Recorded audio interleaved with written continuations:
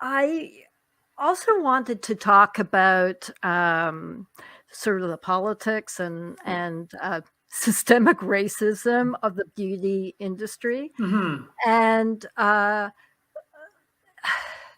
it's just stunning. I did a little bit of research about when Black beauty actually came to be, and I was sadly not that surprised, but still somewhat surprised to learn that it wasn't until 1994 with Mac that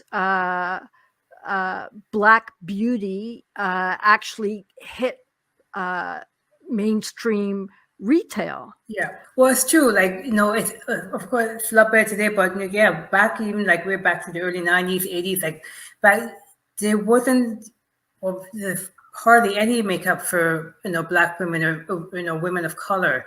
There were a few brands that had some color, but they might have like 2 or 3 tones, which we're all like we're more than 2 or 3 tones. Yeah, so it wasn't easy to find.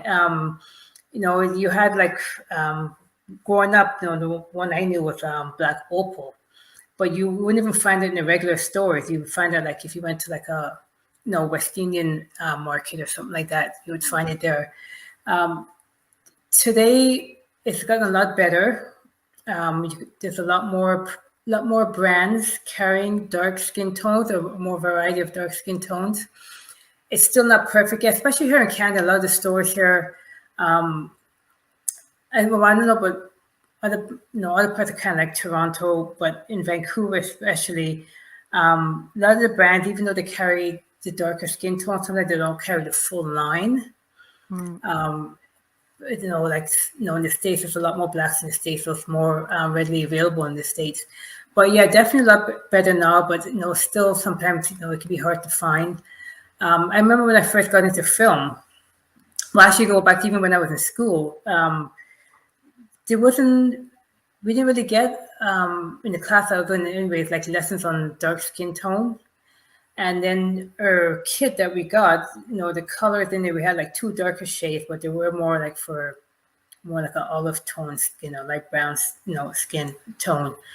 And then when I got into film, when I started doing background work, working with background actors, some of them would come in, like I would get some Black actors come in, they would sit down in the chair and start pulling out their own makeup and putting on the table. and then they'd be surprised. Well, I mean, obviously, because they'd be surprised that I would have like the dark skin tone, and they would say like, "Oh yeah, a lot of times I go to the show, they never have any like colors for me."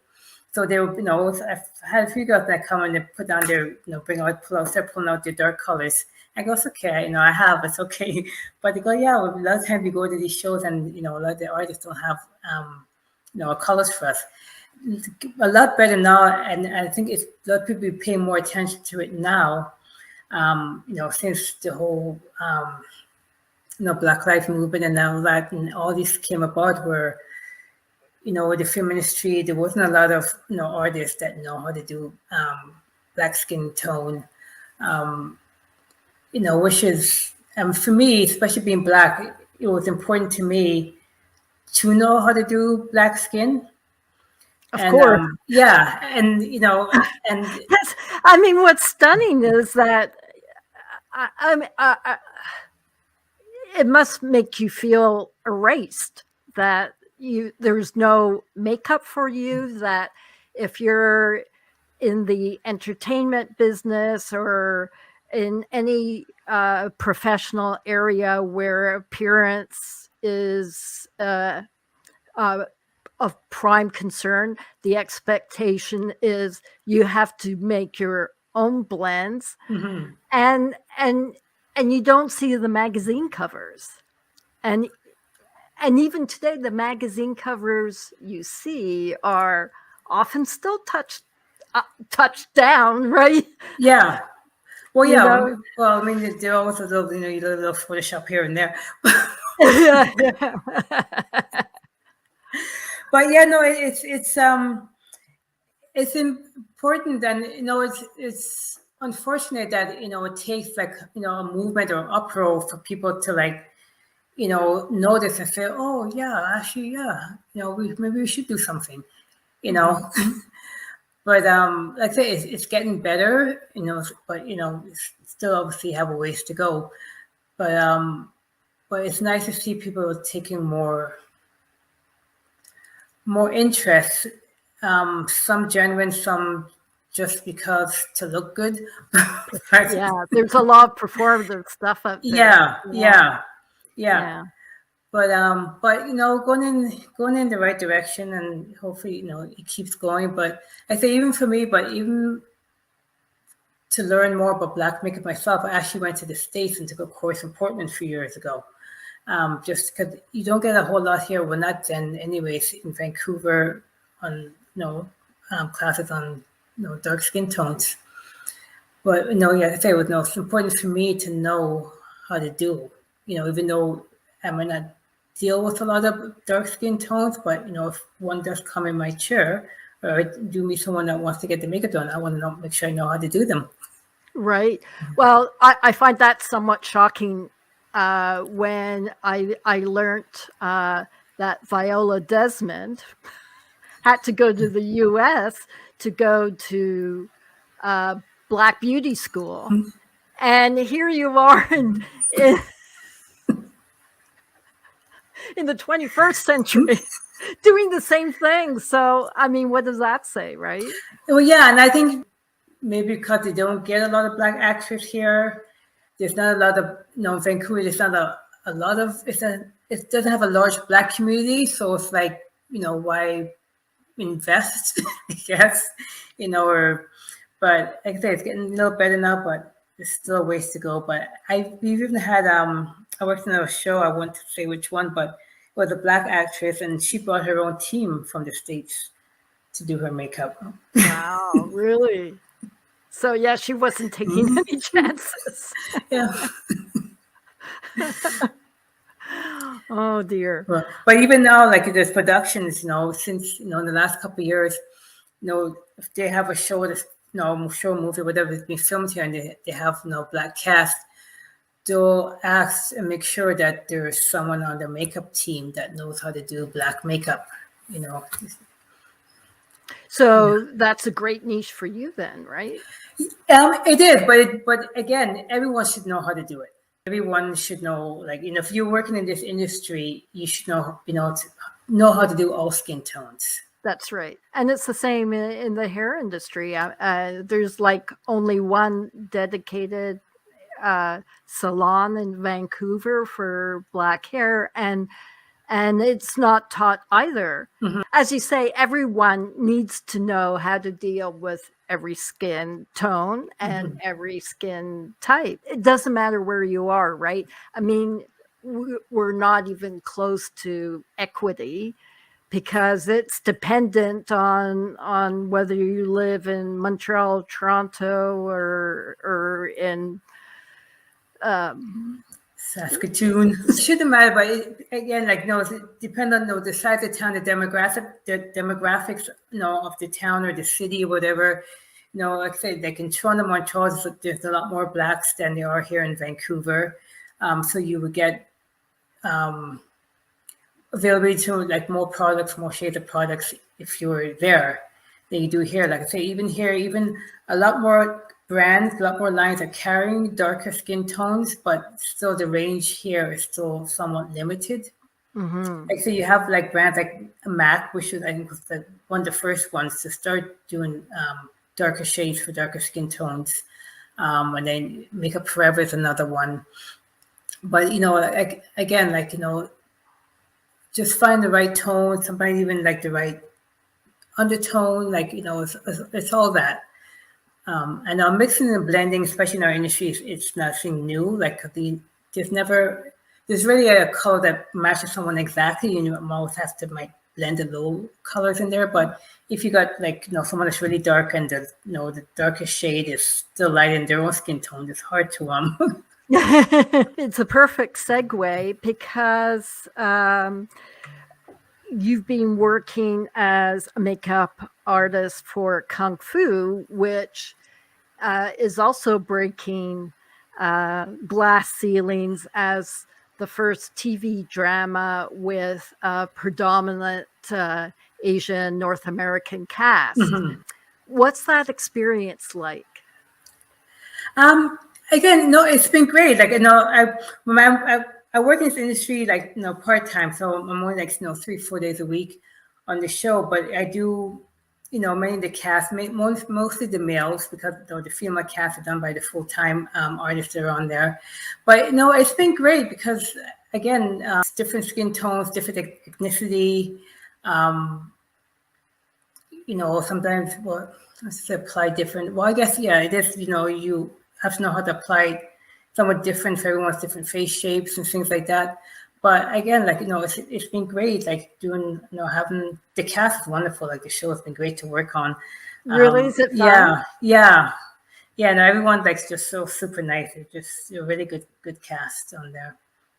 What is a day in the life of a makeup artist on set? Because I imagine that it's not you do the makeup and go. You have to stay throughout the day for touch-ups, or if a scene requires a different look. Mm-hmm. So are you you mentioned that the other artists work on the full-time artists work on the females. Well, the main cast or the main cast. Yeah. Are you attached to a certain character always, or how does it work? It depends, but every show I've worked on has been different. So I've worked on shows where I've been assigned to a cast, like, especially when I was on Supergirl season 5, I was assigned to a cast there. But I also work on, she wasn't in that day, I would work on the other cast as well. So it depends. On some shows it could be assigned to a cast, or something I can work on different cast. Whereas on Kung Fu, I work on the different cast, the regular cast, but different cast, or could be day players. So it all depends on the show I'm on and what hired to do. But I say, yeah, we always start before, because we have to get the cast ready, makeup, hair, and all that. And like I say, like we're there all day for touch-ups, on set between scenes, and like I said, some days, like character can have a total change, a different look that you have to change them into. So things like that, yeah. So the days can be long, but but it's and it could be a bit of a rat race, could be a bit of a hustle sometimes, could be a lot of sitting around sometimes. It all depends. So it's a lot of hurry up and wait type of thing. A lot of that. Yeah, there's a lot of that. Are you given production notes on the look? Because of course in Kung Fu there's some blood and bruising and scrapes and cuts and whatnot. So how does that work? Who tells you, and are you included in the talk about the general look of a character? Yeah, well, the head of department, they set the look. So somebody I could come on and it looks already set, so I'll be still you're just showing a picture or whatever that to make them look a certain way. Or sometimes it could be a new character, a day player, where I'm told I'll create the look, but I'm giving guidelines. So say this character just create the look, but we want it just clean, just a clean, natural look. So I'll do that, and then I'll send pictures, to my, head of department, and then she has to send it to the production for approval. So they'll look at the picture, go, yeah, that's good, or no, change this or change that or whatever. But yeah, so it goes through steps, and like I say, if it's blood or whatever, again, it's what the director, the producer is looking for.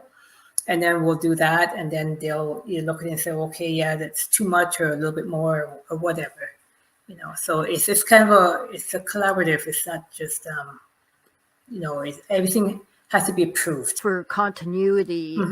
I guess you ask the set photographer, or how do you make sure that from one scene to the next, and from one day of filming to the next, that the look is maintained. Yeah, we take the pictures ourselves.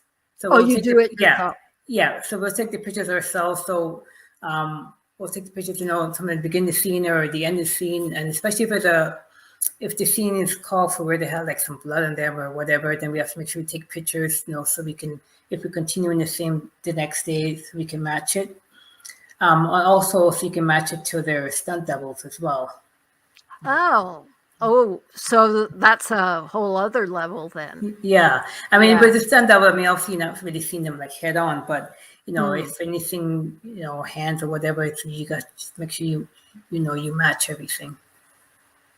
Oh, that sounds so fascinating. So, going forward, do you see yourself maintaining that 50-50 in your career, or would you want to do more of one or the other?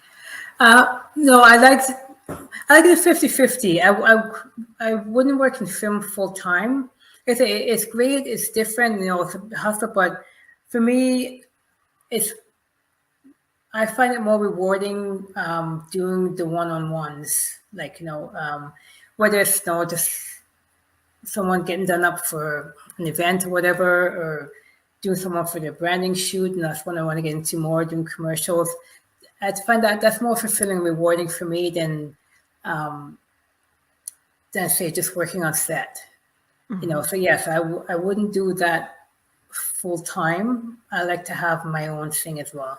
Like I said, that's one of the reasons like I got into makeup, like I said, because I just love like the transformation and like having a connection with people and how I make them feel. Whereas film is different, you just kind of told what to do and you just do it, So it's not. You're not giving them tutorials or yeah, or it's skincare pointers. Yeah. Although I was going to ask, like film and TV makeup is pretty much, from what I gather, the complete opposite of makeup for consumers, right? In terms of heaviness and like, I guess it's not really great for your skin long term, is it? Well, yeah, you said it is different in a sense where a lot of well, again, it depends on the show and the character, but a lot of times it's just more of what, natural look, or beauty look. So it's not like, it's not heavy. It's meant to look like more natural. Or it could be a little more glam depending on the character. Whereas, makeup for every day, it's different where you can be a little lighter with it, like because for the camera, for TV, like you have to account for the lighting as well. And high depth, which is like does not do everyone a great big favor, right? Close up, not all the time. Yeah, I mean, it can be nasty. Yeah, so you want to account for for all that when you're doing makeup, like for film and for the camera. Like I said, where it's every day, like you're just in normal lighting, and you want to look natural. So even even though they may look natural on the TV, but still, sometimes you can take a bit to look that way. Do you get a kick of doing blood makeup and gore makeup? Is that sort of fun for you? A little bit of it, like sometimes, like especially on shows that come for that, we'll work with blood sometimes, and it can be fun, something different. But the gore makeup, like special effects makeup, not so much. Like I appreciate the work that goes into it because we had to do all that in the school. But it's just, yes, it's not, when I look at it, it's not something like, oh, that's exciting. Like it's not, I get excited. I still to this day get excited where just beauty, just clean beauty makeup. Whereas the gory stuff is, I can appreciate the work, because some of it like takes hours to do. But yeah, it doesn't really do it for me. Like if I had to get up in the morning and just know I was going to work on a show where I just did gore all the time,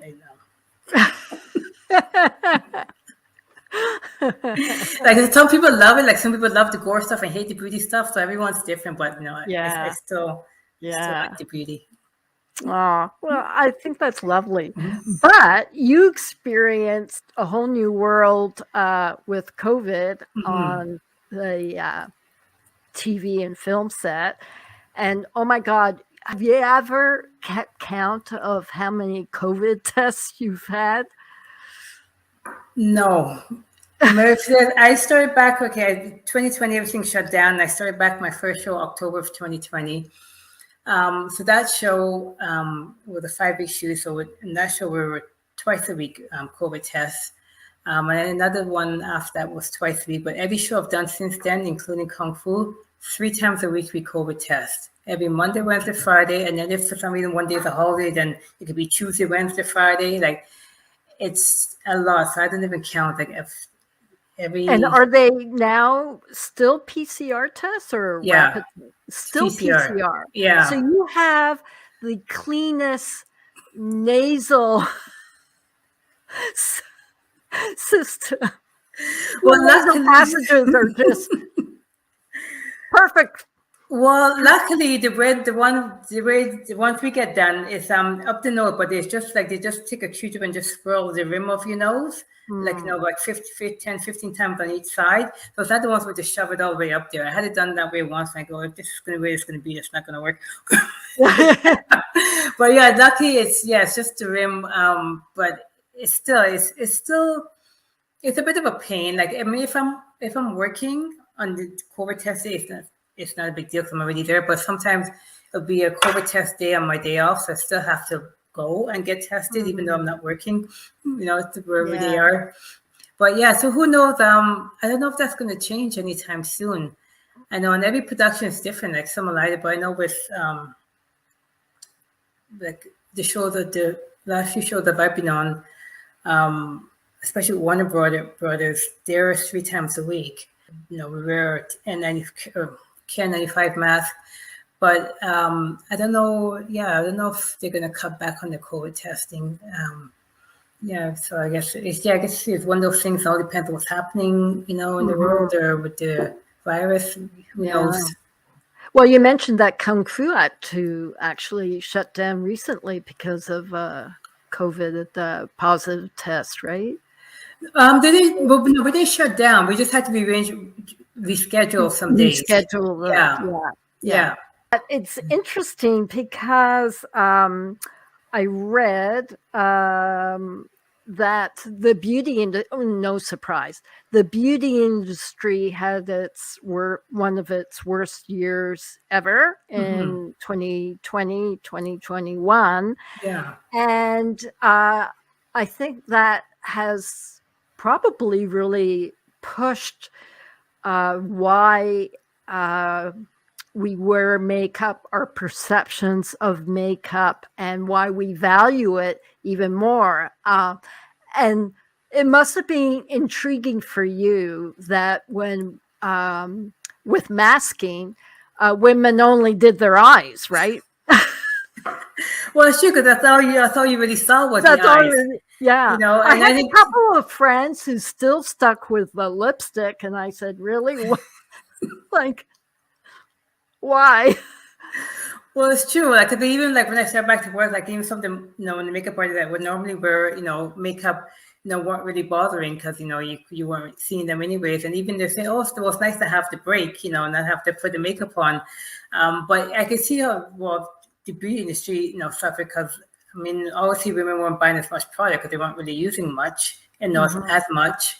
And then things like the bridal industry, pretty much came to a halt, and a lot of things. So like I say, it all trickles down. Yeah.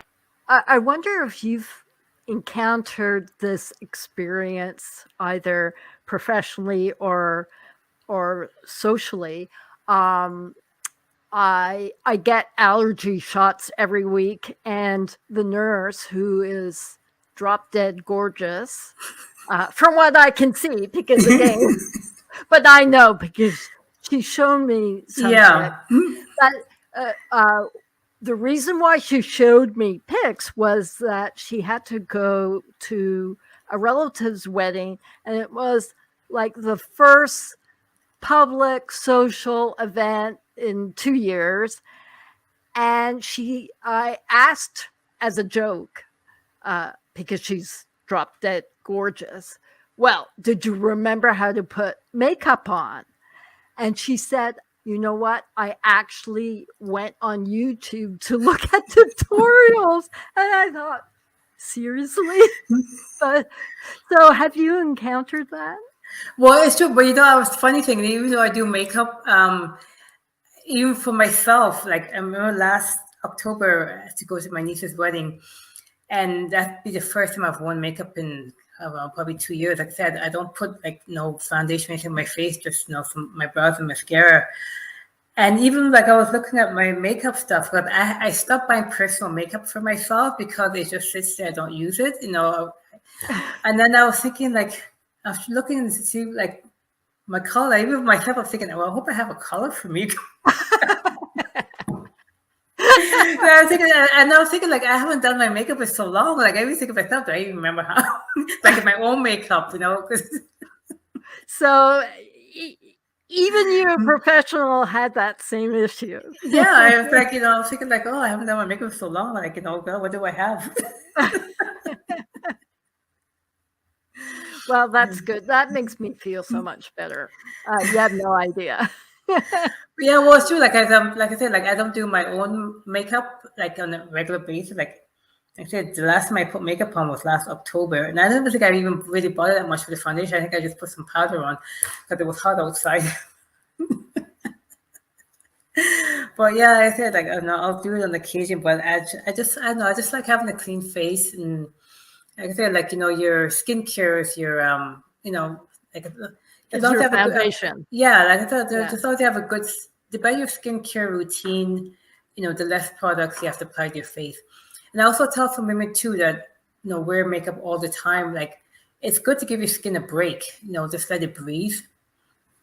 Because even with actors, especially if they're regular on the show, like they'll still have some skin issues just because they have to be in makeup all the time. But yeah, it's good to give your skin a break, even if you're used to wearing makeup all the time. Like let the skin breathe. Product just clogs pores, right? And in much the same way as if you put too much product on your hair, it also weighs it down. Weighs it down and it looks sad, and so a lesson there too. I think we can say that people who are wearing makeup now primarily are doing it because they want to rather than they feel they have to, especially with so many people still remote working. So what do you see as the new trends in this new COVID, maybe hopefully post-COVID world? Yeah, well, I think people that used to wear makeup will still wear makeup, but I think because it, maybe in the last couple of years they got used to not wearing as much makeup that they used to. I've got more comfortable with being more of a natural look. So even though you still wear makeup, maybe like start wearing it like not feel like they have to put on so heavy. Just just light, like I say, like maybe just to cover up a few blemishes and not really have to do like the full face. And it's all about, to me, it's all about being comfortable with yourself. If someone wear a lot of makeup and then you try to go from that today, tomorrow to wear nothing, then it's too much of a jump, too much of but having a slower transition, you give yourself more time to get comfortable without wearing makeup. Like in the last 2 years, where like a lot of women probably weren't, because they're, like I said, they're either working from home or whatever. So you get used to just being comfortable in your own skin. Maybe decide, I like this. But then there's different kind of cover up. You could just go with a tinted moisturizer, or just cover cream, like just something to give yourself just a little bit of color, or a little bit of cover up. It doesn't have to be, like I said, heavy. Oh, good.